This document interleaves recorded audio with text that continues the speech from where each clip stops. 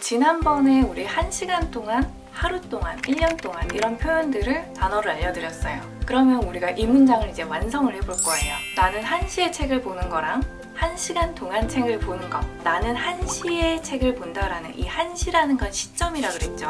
그거는 주어 앞에 먼저 써도 돼요. 1点我看书 해도 되지만 我1点看书 라고 하시면 되고요. 여러분 그러면 1시간 동안이라는 표현은 어떻게 썼죠? 양사 小时를 가져오면 돼요. 1个小时라고 하시면 되죠. 문장 순서는 어떻게 되냐면 다른 문법상 빼고 그냥 본다라는 깔끔하게 이 동작을 집중해주세요. 여러분 책이 1시간인가요? 본다라는 이 동작이 1시간이었나요? 네, 동작이 1시간 동안 진행된 거죠. 그렇기 때문에 이 보다 칸이 오고 1个小时를 붙여줘야 돼요. 칸 1个小时 요게 가장 기본이 됩니다.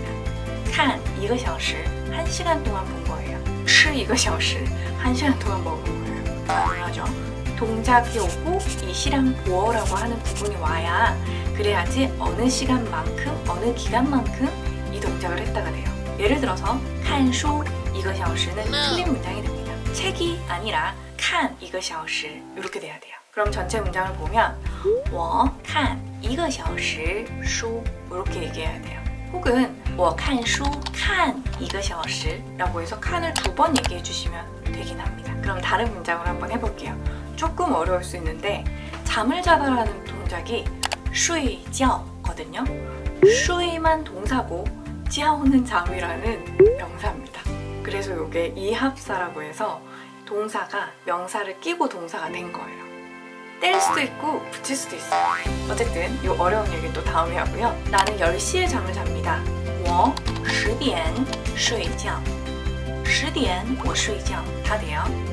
그럼 내가 10시간 동안 잠을 잤다라고 하면 10시간을 먼저 만들면 10个小时죠.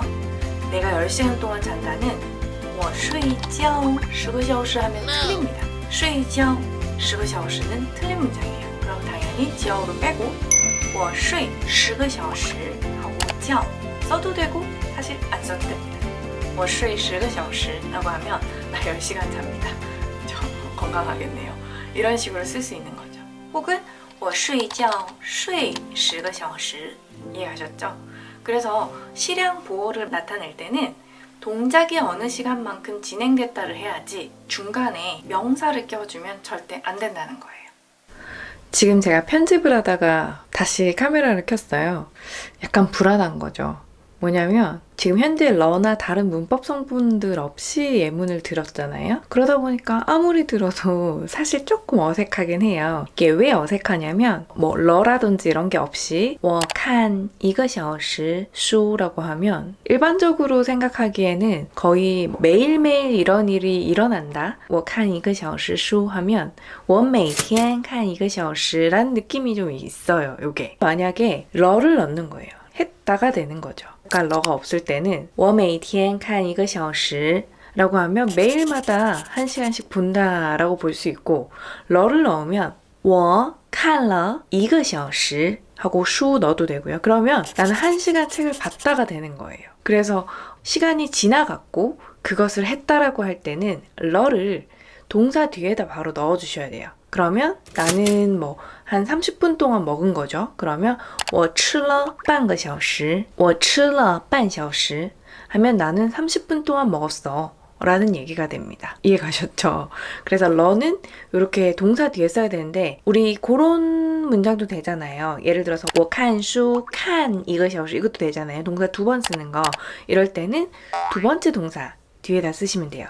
我看书看了1个小时我吃饭吃了半小时 이런 식으로 하시면 됩니다. 그리고 하나 더 있어요. 뭐냐면 인칭 대명사 타라던가 沈老师 아니면 뭐 小王이라고 해서 어떤 사람을 지칭하는 그런 대명사들은 목적어 위치에 두지 않고요. 시량보어 앞쪽으로 가져옵니다. 我等了他半小时 나는 그녀를 30분 기다렸어 라고 하면 我等了他半小时 이렇게 해야 돼요. 그러니까 타를 시량보어 앞으로 당겨오는 거죠. 이해 가셨죠? 그러면 나는 심 선생님을 되게 오래 기다렸어요 라고 해서 동사 2번 쓰는 거 해볼까요? 我等沈老师等了很长时间很久다 되고요. 동사를 하나만 쓰는 거 하면 我等了沈老师很长时间이렇게 하면 아주 오랫동안 선생님 기다렸다 라는 얘기가 됩니다. 그럼 여러분 끝인사는 이어서 갈게요. 하기를 잘했죠 그래도. 이해 가셨나요, 여러분? 자, 그러면 이 실향사와 실향보어에 대해서 2편에 걸쳐서 했는데 여러분들 이해 가셨으면 좋아요랑 그리고 또 다른 분들에게도 소개를 내가 설명 안 되니까 이거라도 볼래? 라고 소개를 좀 해주세요. 자, 그럼 여기까지 여러분들 수고 많으셨고요. 저는 또 다음번 문법 시간으로 올게요. 찌진!